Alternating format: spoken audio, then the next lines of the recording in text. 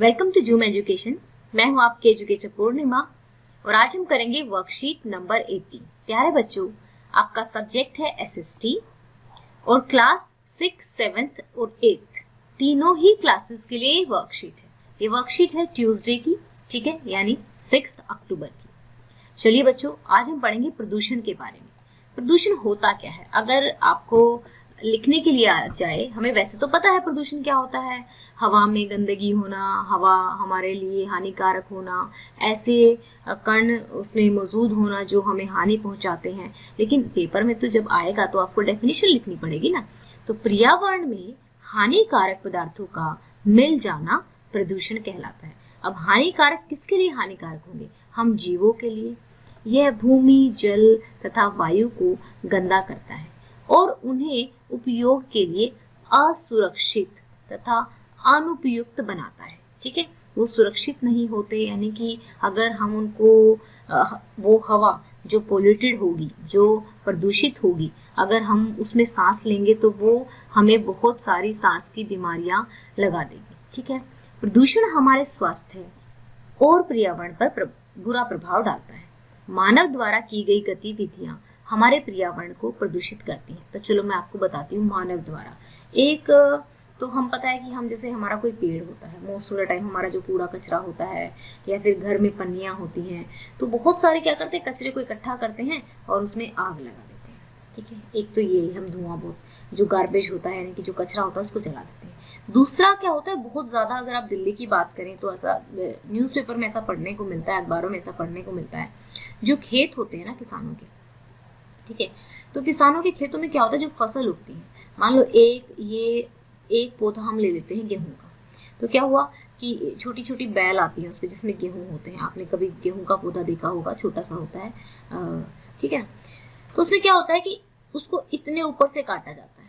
अब जो ये नीचे रह गया जमीन में, इसमें बाद में आग लगा दी जाती है, ठीक है, और जो ऊपर वाला होता है उससे तूड़ा बना लिया जाता है। लेकिन जब चावल की खेती होती है, यानी कि धान की या फिर पैडी की या फिर राइस उगाए जाते हैं, तो उस टाइम पे क्या होता है कि जो ये नलियां होती है ना, जैसे गेहूं में तो तूड़ा बना लेते हैं और भैंसों को डालते हैं, तो जो चावल वाली होती है ना, जो नलियां होती हैं पौधे की, जो रिमेन्स होते हैं, वो भैंसों को इतना पसंद नहीं होता। और जहां तक शायद मुझे याद है, माँ ऐसे कहती थी कि अगर ये वाली चीज वो खुश होकर नहीं खाती है एक तो, और दूसरा अगर चावल का जो रिमेन अगर डाला जाता है, उसका अगर तूड़ा बनाया जाए तो दूध कम हो जाता है, ऐसा कुछ बोला जाता है। तो इस वाले प्रोडक्ट को ना तो वो यूज कर सकते हैं, तो वो क्या करते हैं, इसमें आग लगा देते हैं। ठीक है, लेकिन गवर्नमेंट ने बहुत सारे और चीजें बताई हैं कि वे आप बेच सकते हो, हमें दे सकते हो, क्योंकि अभी तो बहुत चेंज हो गया है कि लोग क्या करते हैं, गौशाला में दे आते हैं, क्योंकि गौवे जो होती हैं वहां पर गौशाला में, तो वो लोग उनको डाल देते हैं, क्योंकि वहां पे तो बहुत सारी गायें होती हैं। लेकिन फिर भी कुछ लोग हैं जो नहीं मानते हैं, जलाते हैं, तो उसका धुआं उड़कर दिल्ली तक पहुंचता है। ऐसे कहा जाता है कि जो पंजाब और हरियाणा के किसान हैं, अपनी फसलों के जो रिमेन्स अवशेष उनमें आग लगा रहे हैं, इस वजह से धुआं आ रहा है और उस वजह से कई बार दिल्ली की हवा जो है खराब हो जाती है। एक रीजन ये है, एक रीजन, ठीक है। तो उदाहरण के लिए वाहनों, कारखानों से निकलने वाले धुएं के कारण वायु प्रदूषण होता है। ठीक है, वायु, अब हम जानेंगे कि जो हमारा प्रदूषण होता है वो कई प्रकार का होता है। जैसे वायु प्रदूषण यानी कि हवा का गंदा होना, जल प्रदूषण, जल का गंदा होना। बच्चों, आपको पता है, आपको होगा कि मैम हमारा तो जल जो है वो बहुत ही ज्यादा है, तो क्यों टेंशन लेते रहते हैं, जल बचाओ क्यों करते रहते हैं। बच्चा देखो, जो हमारा जल है ना, वो 2.9% ही पीने योग्य है।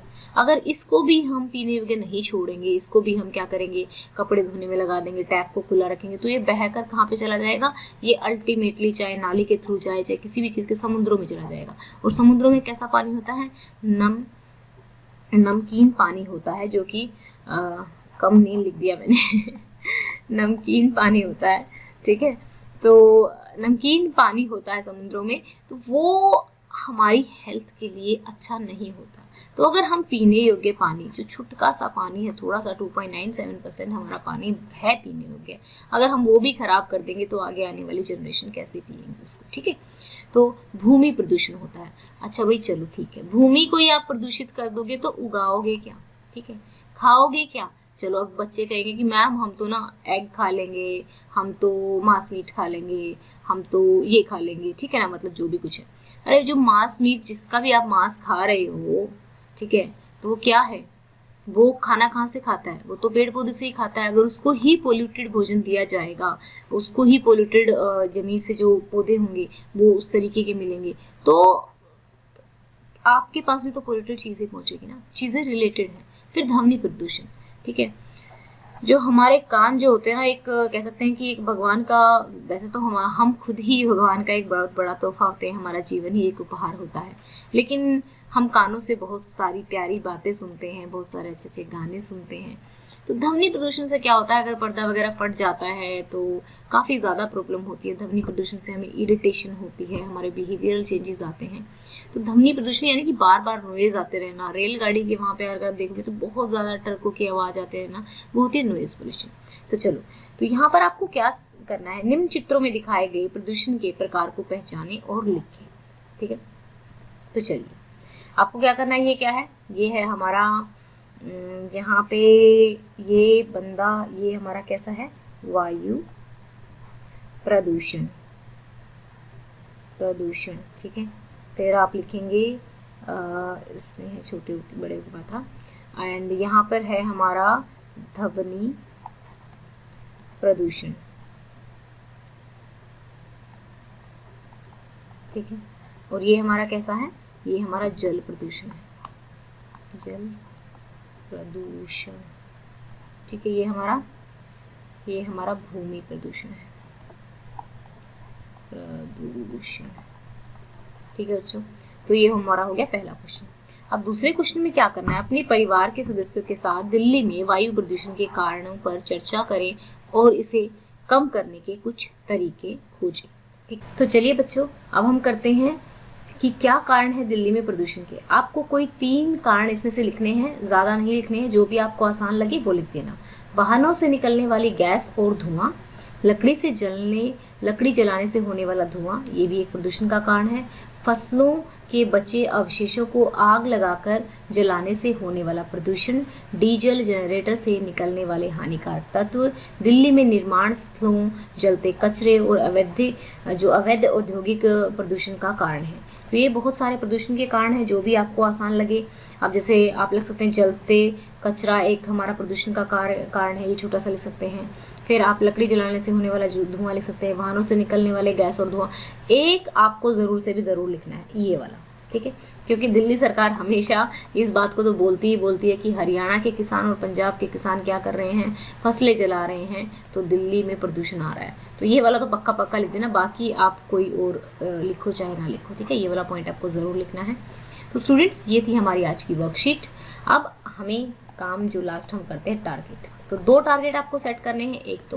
एक तो मैं ही सेट कर रही हूँ कि हम इस वीडियो को 700 लाइक्स तक पहुँचाएंगे, ठीक है। 500 लाइक्स तक आप ऑलरेडी पहुँचा चुके हो।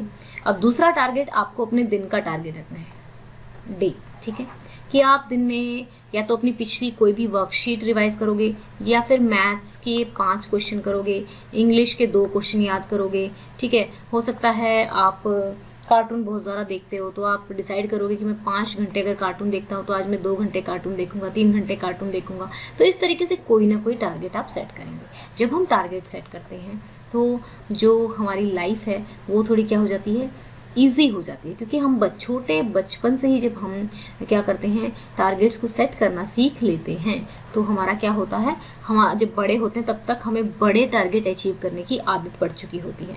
तो आपको टारगेट ज़रूर सेट करना है अपने दिन का, और मुझे ज़रूर बताएंगे कि आपका टारगेट क्या रहा है।